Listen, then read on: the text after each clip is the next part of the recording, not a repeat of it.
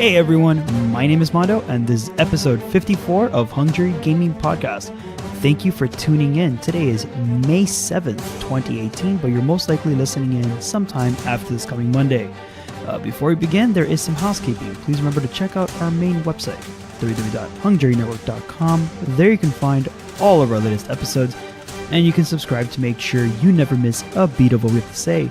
Episodes are uploaded every Monday, although time may depend on the weather. You can also find us on iTunes, Podbean, Google Play Music, Stitcher, and other affiliate podcast services by simply searching Hungry Gaming Podcast. If you have something to say, a comment, or recommendation, join the jury by liking our Facebook page and tweeting us at Hungry Gaming Podcast. All right, dudes, what's up? I know it's been a while since I last spoke to you guys. It's been a long time. I think the last time I recorded was like 3 weeks ago? Yeah, I think the last episode was like April 17th. It's been a long time. Guys, it's going to be a conversation between you and me today. It's going to be a quick episode. I don't want to make it too long. I don't want to talk your ear off, but there are a lot of things that I want to discuss. A lot of games that I've been playing in my free time, which is not much, but hey, I got to make time. Let's start with God of War. I know anybody who owns a PlayStation out there has played this game. In fact, I know some people who don't own PlayStations who were like, I got to pick this game up. I have to pick it up. And I mean, I did. I picked it up the second it came out. And let's start with the critics. A lot of people loved it. A lot of critics said it was fantastic. I think IGN gave it like a 10 out of 10 or something like that. It's crazy. So I kind of went in a little hyped up, but you know what? Let me tell you, the game is actually really good. I think this podcast is about 3 weeks too late, actually. But if you in any way have not touched it or picked it up or played God of War, I definitely recommend playing it. There are a few things I do want to bring up about this game. Just for if you played it, you'll probably either agree with me or not, or somewhat one or the other. I think the strength of the game is obviously the narrative, the storyline the game has. They did something wonderful with the pace. It feels right. It feels slow at first. You know, you're gathering the environment, the characters. You're gathering what's going on. I mean, it's set in a completely different new world than the original God of War series. So it's not like you're just jumping in and you know what's going on. It's pretty cool. I thought it was good. I thought that was its strength. The story. The story definitely plays a strength. Gameplay is very good. It's very fluid. If you're playing on the PlayStation 4 Pro, there are options to play it at 4K. So it's kind of like a resolution. It's focused on a better resolution. Or you can put it at a setting for performance. And this will get you up to 60 frames per second. So it's kind of a trade-off. But let me tell you, I played on the Pro and I played on a 4K TV. And the 4K doesn't look that good. I mean, it looks fine. It's just not, the trade-off isn't worth it. The 60 frames it plays so well. It plays really good. So I definitely recommend, if you're playing it on a Pro, put it to the performance setting and enjoy. It's way better there. The graphics on that note, the graphics are pretty good. I think the graphics, is what to expect. I mean, you're playing a game that's it's been in development for quite a bit. It's coming out as one of the most anticipated games of the year. The graphics are to be expected quite decent. I'm no spoilers here. I actually haven't even finished the game yet. I know, crazy. I should have finished it by now, but I haven't.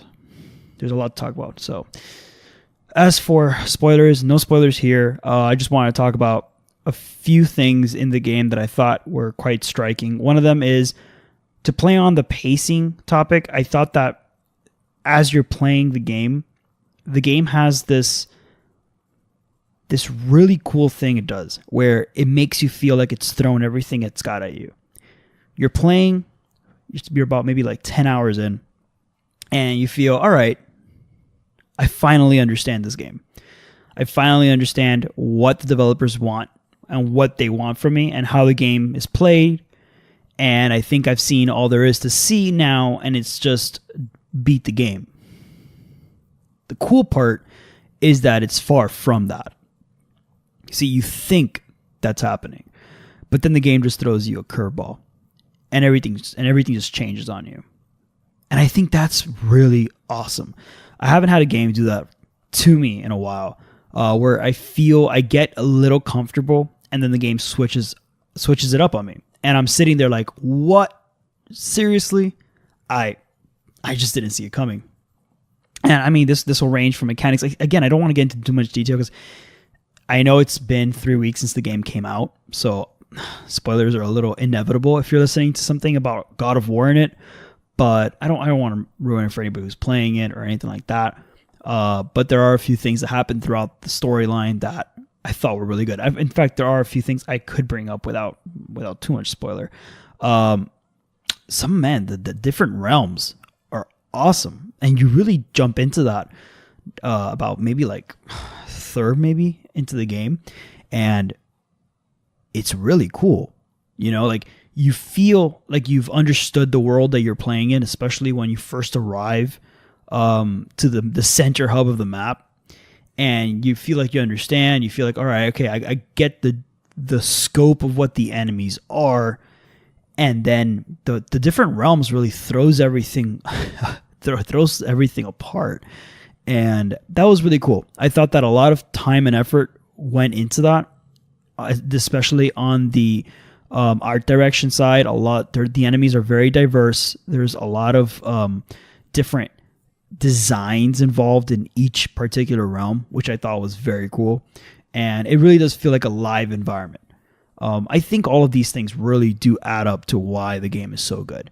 I mean, and then let's talk about the actual actor, Chris Judd, which I'm a huge fan of. If anybody here is a Stargate fan of SG-1, he's Teal'c, and I mean, I was raised watching that show, and I still watch it to this day.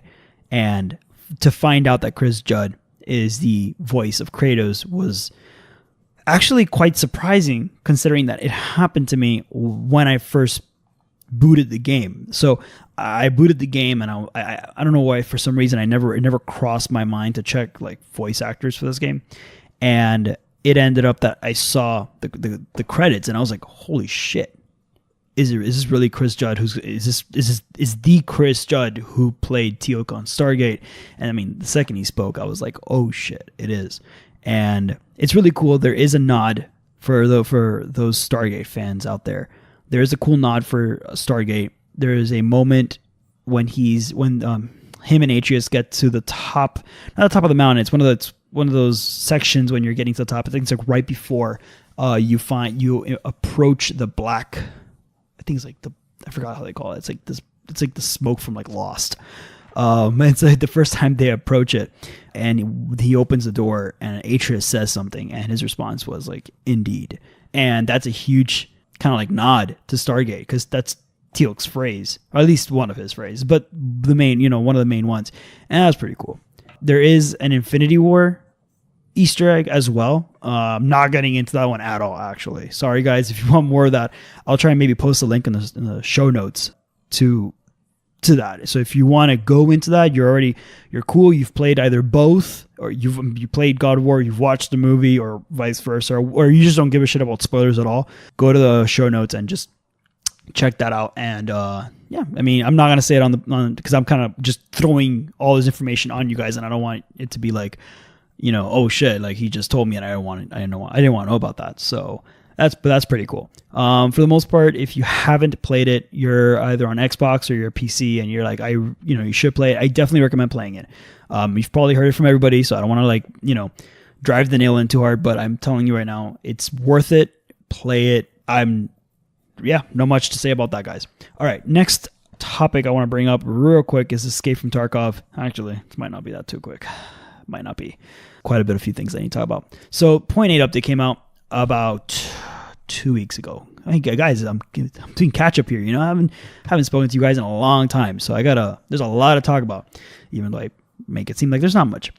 So for the .8 update, one of the main updates that this update updated the game with was actually, I don't know why they make it such a big deal to say that there was a tutorial in the game. Yeah, okay, fine. There's a tutorial. They added some little, like, in they do it in apps and stuff, or like when you go to like a website and it's the first time you log in, they'll give you like small little prompts, like click here, and then it'll tell you what that particular button or action does. That's what they did. They added that. Cool, whatever. Not the best part of .8 though. One part of .8 that I really thought was cool, and I think that everyone's going to want to talk about, this is the interchange map. So freaking awesome. So for those of you guys who are not aware, maybe I just kind of skipped over it too quickly. Escape from Tarkov, the developer's battle state, they released a new map, and it's called Interchange, and it's freaking amazing. It's pretty much a map of a mall, but this mall is like really to scale. Like when I say scale, I'm saying it feels like you're walking through an actual mall, like an American mall. You've got a whole bunch of play-ons. So you've got like, instead of IKEA, it's like IDEA. And it's practically IKEA, the size of the warehouse. They even have like the whole like food court area set up. So it's kind of like IKEA. Then you have like small little stores in between. You've got like one that's like Papa John's, but I think it's like Daddy James, I think it was, something like that. But all the design is exactly like the original or the intended copied, shop or store or restaurant. They had, what was it, Underway for Subway, but it was like identical. But the cool part about the map is the fact that it is so intricate. For anybody who's played Escape from Tarkov or has watched videos of Escape from Tarkov, it is an incredibly hardcore game. It's not an easy game. And then most of the maps that we've had up until now have been quite generic for the most part. We've had Shoreline is kind of cool because it has like a resort in the middle. But for the most part, it's like, you got a little village here, you got a village there, and you've got like a lot of open ground. And then a lot of woodwork. So you're walking around, there's forests. Then you have woodlines, which obviously is just woods. And then you've got Factory, which is an incredibly CQC map. And this one's like really interesting because this one you have this outdoor layout. But then you have this incredibly intricate map of a mall. But this mall is very well designed. You have 2 anchor stores. I think there's 3 anchor stores, actually. There's 3. They're huge. And they've got warehouses. But then in between, you've got a full food court. You've got mini stores, like a normal mall.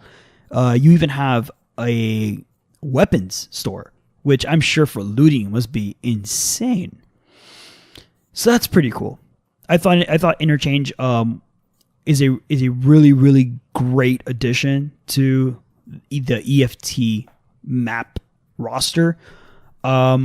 Things that it's not that I don't like about it, it's just that again, a lot of these large maps, I don't suffer from this. I'm fortunate enough to have a computer that can process this, but if you're running on a lower end computer, do not expect to run this map fairly better than you would run Shoreline. I know a lot of people who suffer running Shoreline at 60 frames per second, so this map is a little tough on the processing. So if you're running a low GPU, a low CPU, I don't know the exact specs, but I'm going to tell you right now, it's not going to be that great of an experience. As for optimization, I think the game is pretty optimized for now. My own recommendation for any of you who are playing, you have to put this game on an SSD if you want to get good load times. It's not that you get bad load times from putting it on an HDD, but the mechanical hard drives, you're always giving it up. You're putting yourself up to like susceptibility of the speeds of mechanical hard drive. And I'm more than willing to get into like a whole conversation on that for another episode. But for the most part, for this game, and then I'll talk a little bit more about Star Citizen in a sec. Those games really, really, you'll benefit from putting that on SSD. So just keep that in mind. Another thing that .8 update came out with was actually, I'm not sure if I'm a fan of this. So this is kind of cool because it does add a little bit of realism to it, but I'm not really sure if I'm like totally into it. They added like a loading mechanism. So before 0.8 update, when you would load bullets into a magazine, the bullets would load, instantaneously. So you would drag 30 rounds from just a pack of 30 rounds of ammo, and you would drag it onto a magazine for 30, and it would just, just instantaneously just drop into the magazine. In order for this sense of realism and I guess increased level of suspense while you're playing, they added a new system where each round is now individually inserted into the magazine one at a time. It's cool, and I think it's not I don't know why I'm like, a part of me is like, oh, this is so annoying. But another part of me, I get it. I understand why. I understand why this has been implemented. It's cool when you see it in practice because there is a sense of suspense. You have to go into your inventory.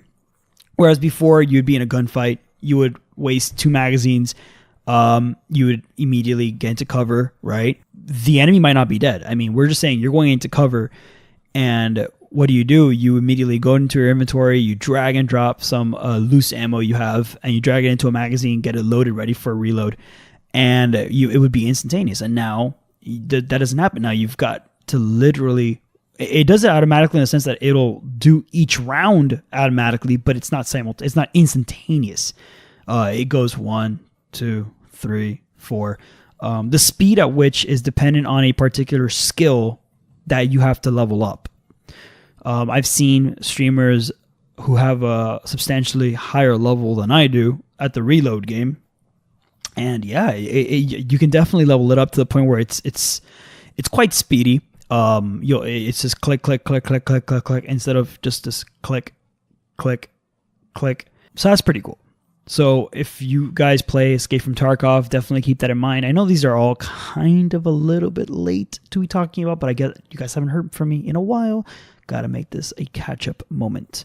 So that's pretty much that. Let me see if there's anything else I'm missing on this.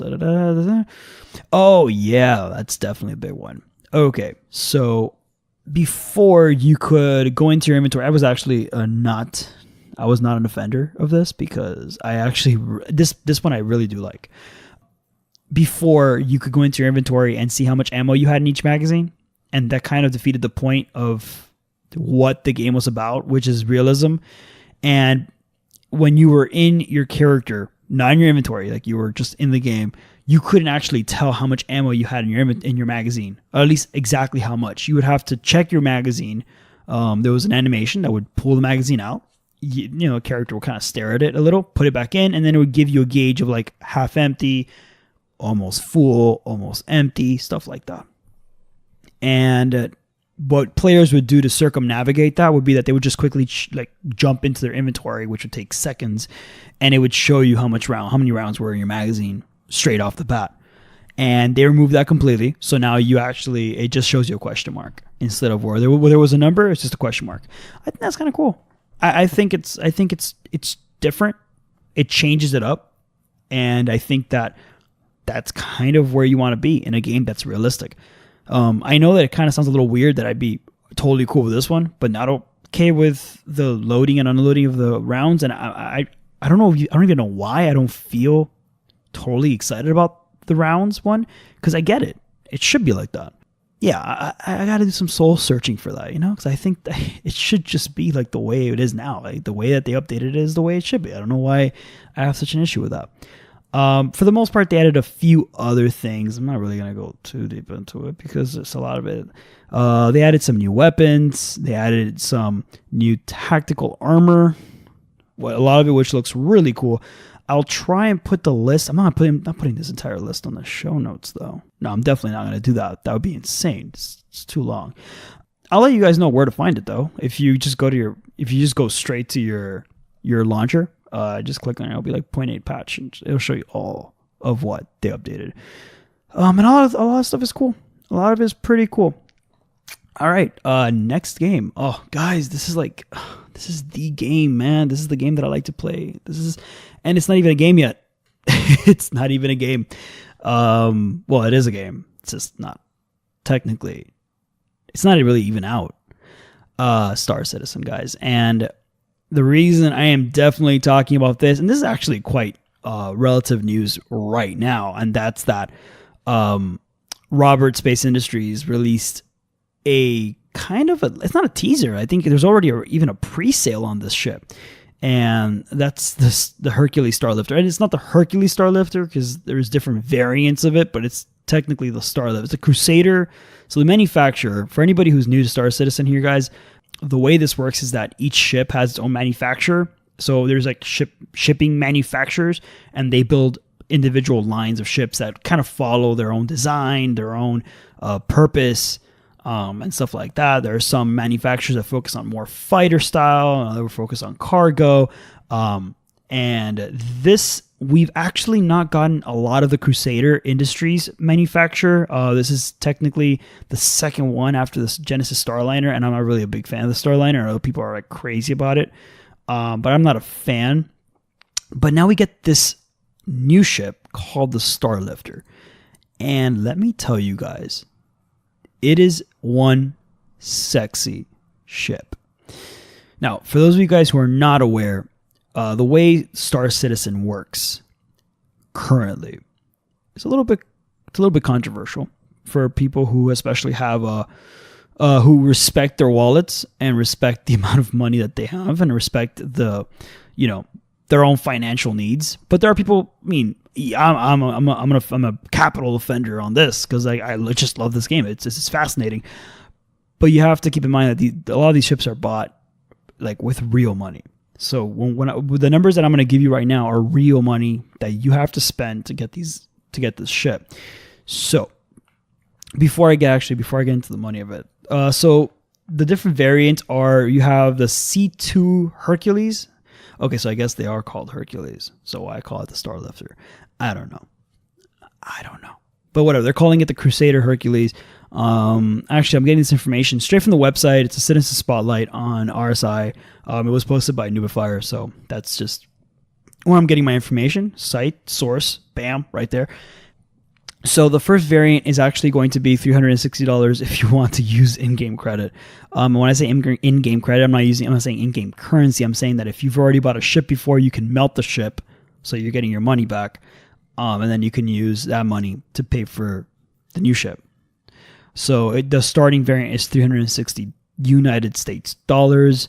The next variant is $300, but that's the War Bond version. The War Bond version, for most of you who are aware of this, is you can't use in-game credit. Like, it's got to be straight from your cash. You can't use credit that you've received from like melting a ship that you already own. So that's that. Then there's the next variant, which is I think it's like the M2. Yeah, it's the M2. So we're talking the C2, which is at $360. Then the M2, which is at $480. And then the final one, I think, is like super expensive. Yeah, then the A2. Yeah, the A2 is $700. I can already hear half of you guys going, "What the fuck? $700? Seriously? $700? Yeah, yeah. People are paying this amount of money for in-game ships. Yeah. Let me tell you guys that I, quite frankly, don't give a shit. Like, if somebody wants to spend this amount of money on a ship, that's pretty cool. I think that if you've got the money, your kids are well fed, you've got a wife that's happy, go for it. It's your money. And I think that, honestly, if you want to spend it on this, it's fine. I know people who go out on Friday nights and spend it on drinks, and that's cool. That's cool for them, man. Whatever floats your boat. You know what floats my boat? Talking about this ship, though, because this ship is fucking insane. It's so good looking. It is a really pretty ship. For those of you, obviously, if you don't have the chance of looking it up, I mean, just Google I don't know why they call it. So is it the Crusader Starlifter? Or is it the Crusader Hercules? Whatever. It's one of those. It's just, as long as it's not don't confuse this one with a Starliner. It's not the Starliner.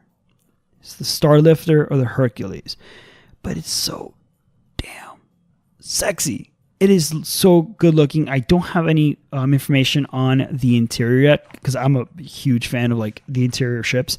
I personally kept the Retaliator as one of the ships in my hangar because I like the interior setup. I mean, it looks like it looks like a really cool ship. Like, it's a cool ship. It's a cool looking ship, but it's really useless at this point. I mean, I don't need a torpedo bomber, but God, it looks so good. And this ship is the same thing.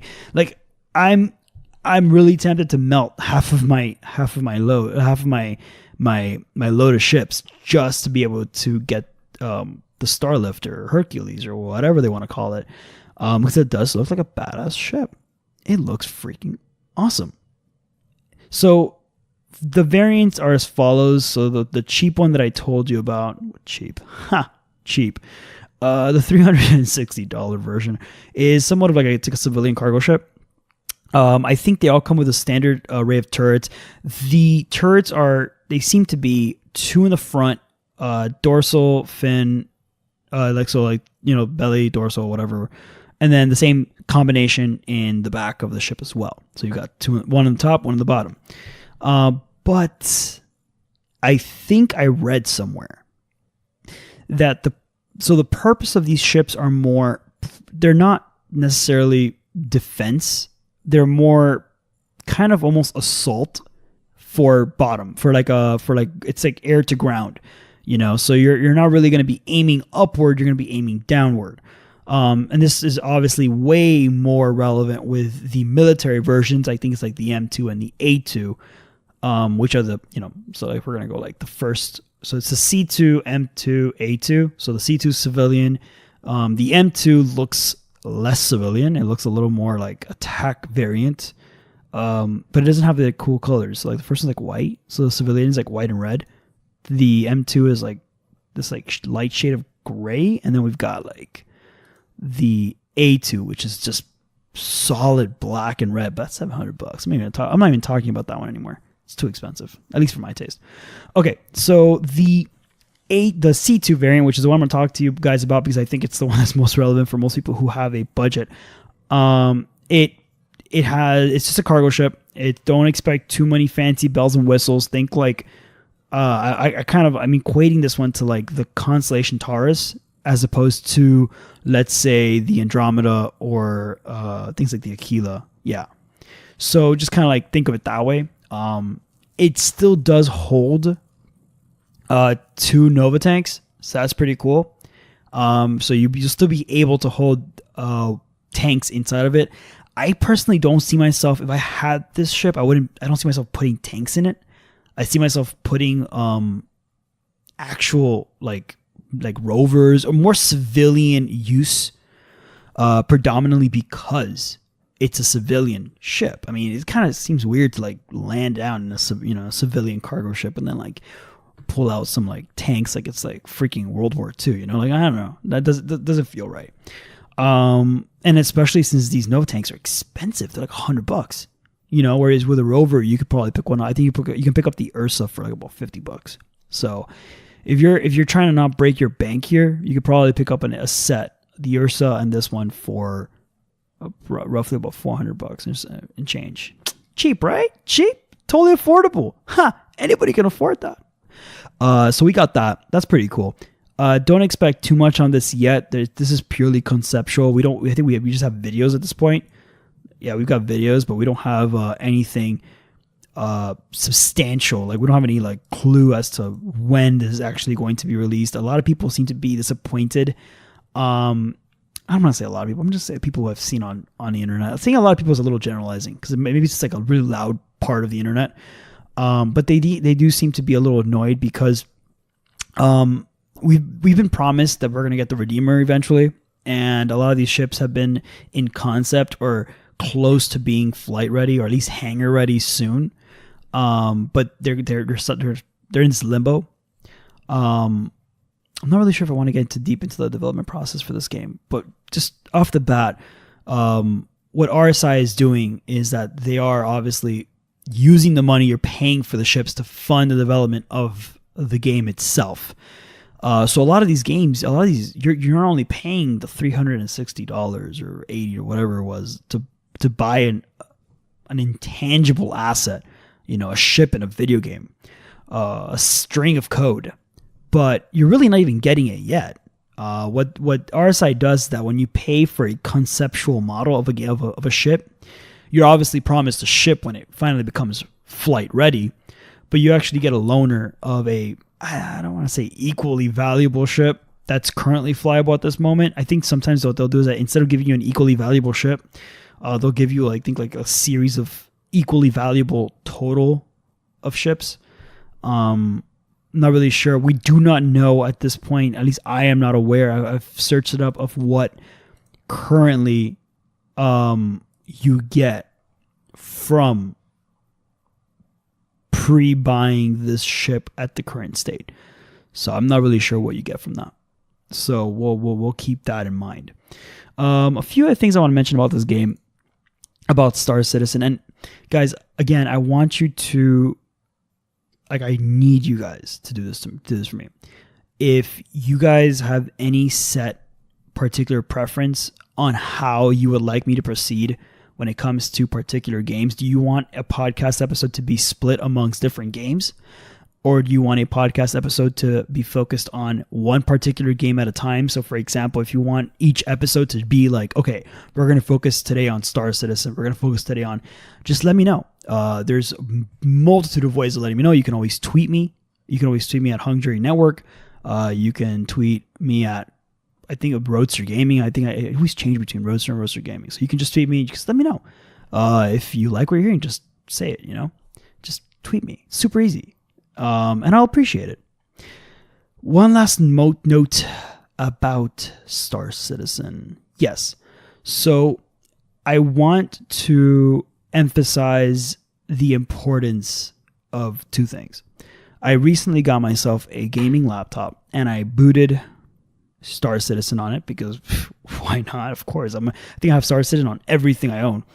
And it was running absolutely dismal. I mean, the performance was just down the floor, and it was running a 1060, 6 gigs of VRAM, an i7, 16 gigs of RAM.